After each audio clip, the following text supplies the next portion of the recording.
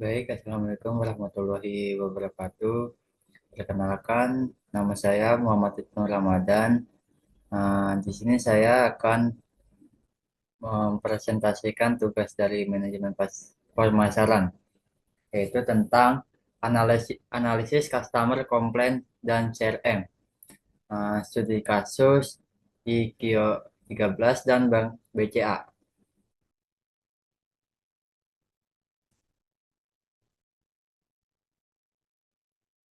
Baik, di sini ada identifikasi masalah utama dan pengaruhnya pada kepuasan pelanggan. Masalah utamanya yaitu ada foto yang dihasilkan kamera IKOO 13 tidak baik. Ini dapat mencakup isu kualitas gambar seperti noise, warna tidak akurat, atau fokus atau autofokus bermasalah, atau masalah perangkat lunak pemrosesan gambar. Eh, Dampak pada kepuasannya di sini ada kualitas produk, inti kamera tidak memenuhi harapan. Yang kedua ada menurunkan kepuasan kognitif dan afektif. Yang ketiga ada menimbulkan ketidakpercayaan terhadap merek. Yang keempat, potensi kon pengembalian, garansi, penurunan rekomendasi. Baik, di sini ada penerapan prinsip CRM untuk menangani keluhan. Yang ke satu ada customer identifikasi dan profiling.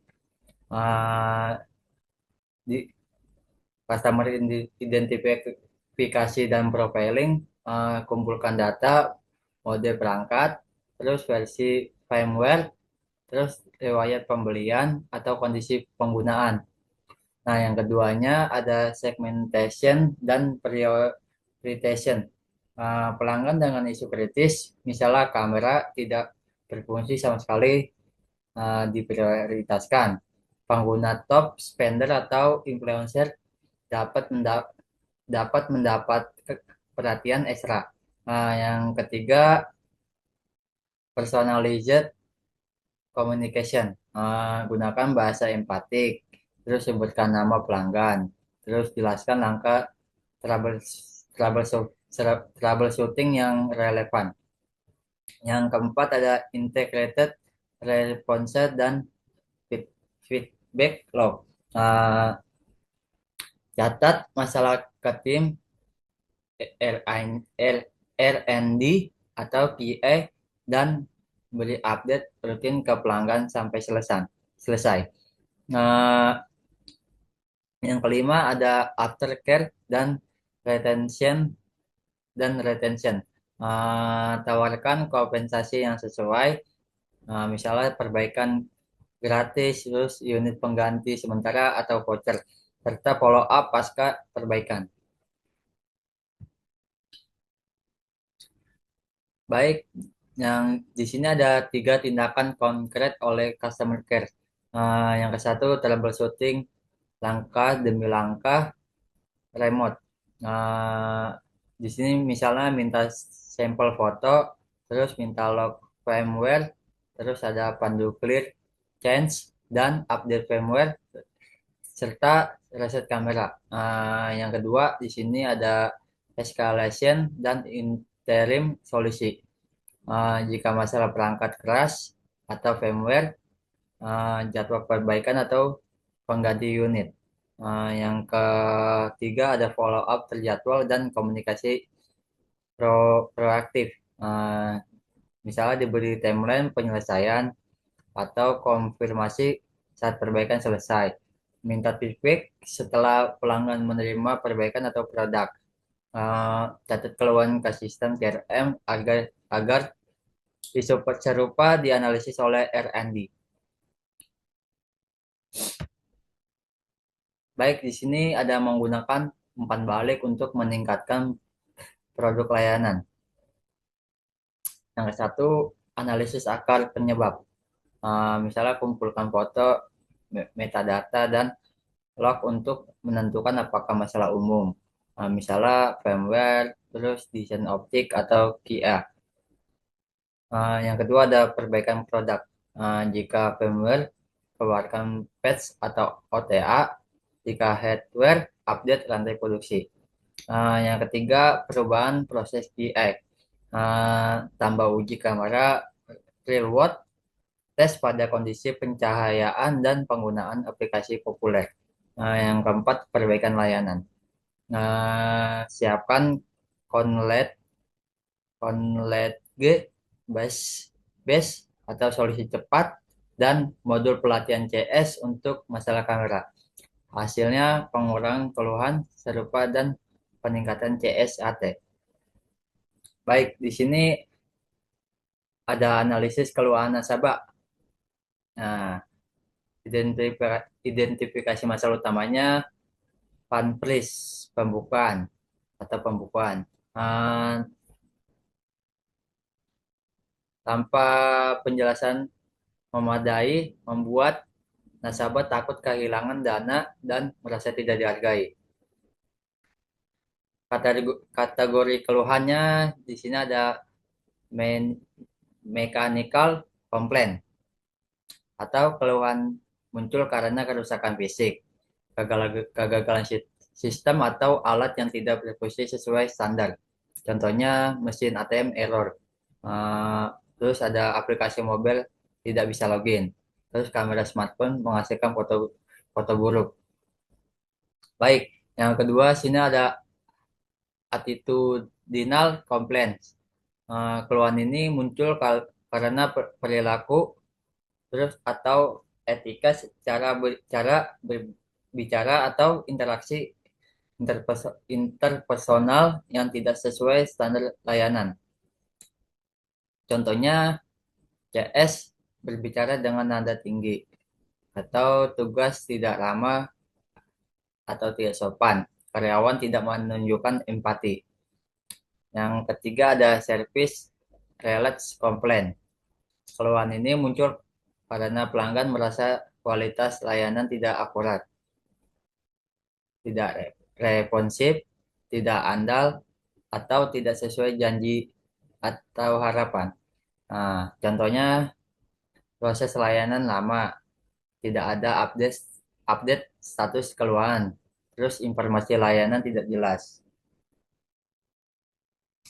Yang keempat ada unusual complaint. Keluhan ini berasal dari layanan inti tetapi dari faktor pendukung yang mempengaruhi pengalaman pelanggan. Contohnya ruang tunggu panas atau AC tidak dingin, tidak ada tempat duduk cukup, terus kebersihannya kurang. Baik, di sini ada kaitkan dengan kategori kepuasan dan bukti penelitian. Uh, Menurut layanan perbankan, kepercayaan dan service quality atau reliability, asuransi, empati adalah prediktor kuat kepuasan dan loyalitas. Kegagalan pada aspek keamanan atau komunikasi signifikan menurunkan satisfaction dan meningkatkan switching intention. Penelitian terbaru pada perbankan digital dan mobile banking menegaskan peran komunikasi yang cepat dan jelas dalam memitigasi efek buruk kejadian seperti pembekuan.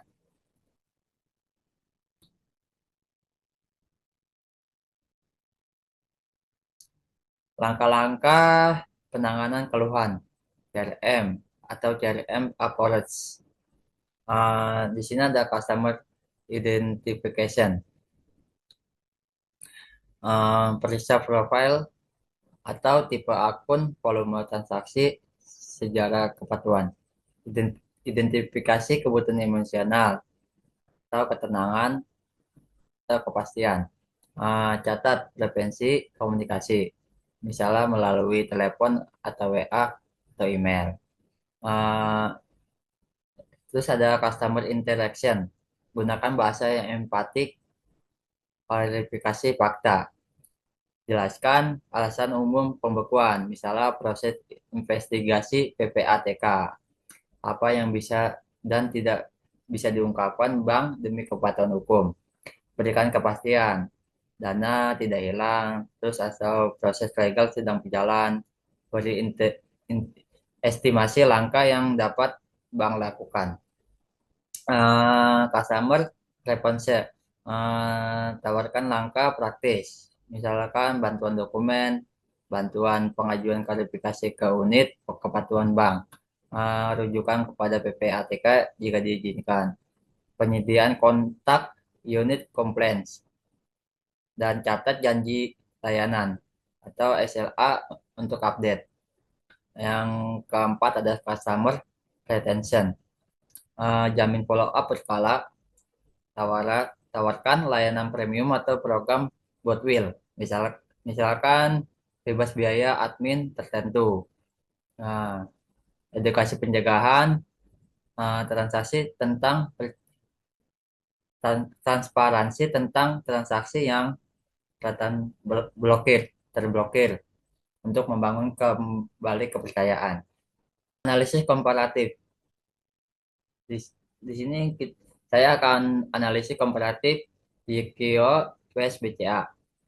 Uh, di sini ada faktor-faktor yang mempengaruhi kepuasan pelanggan.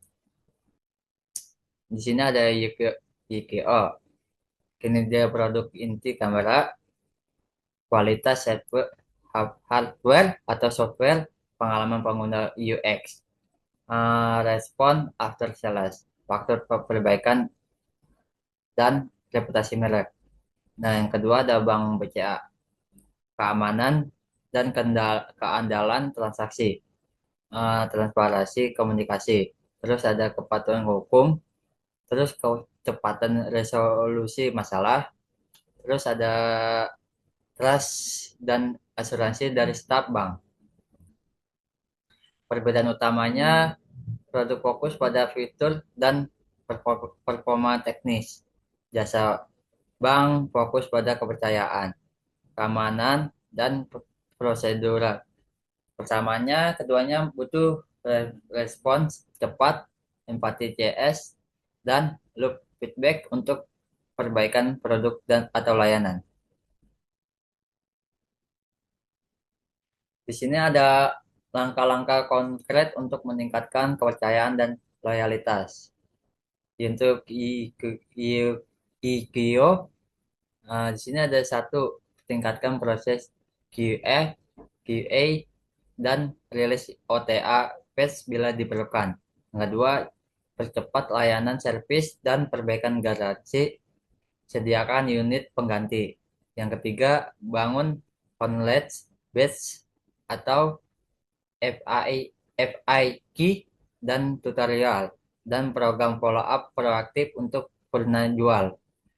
Di sini ada untuk bank BCA-nya, yang satu ada prosedur komunikasi darurat, notifikasi otomatis saat akun dibekukan, plus langkah awal yang harus dilakukan nasabah.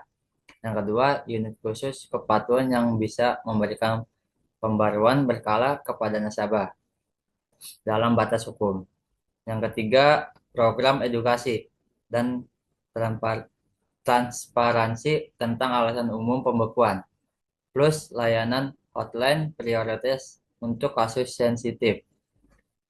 Jadi, kesimpulan kooperatif strategi peningkatan kepuasan, uh, di sini ada perbedaan strategi. Teknologi e-com lebih menitik beratkan pada perbaikan produk produk dan after sales teknis. Sedangkan BCA lebih menekankan pada proses kepatuhan dan komunikasi yang aman. Jadi persamanya keduanya memerlukan respon cepat, empati, sistem CRM yang merekam keluhan dan loop feedback ke tim produk atau operasional untuk mencegah jangka panjang. Relationship, marketing, dan customer satisfaction teori menjadi landasan umum. Baik, di sini ada daftar jurnalnya.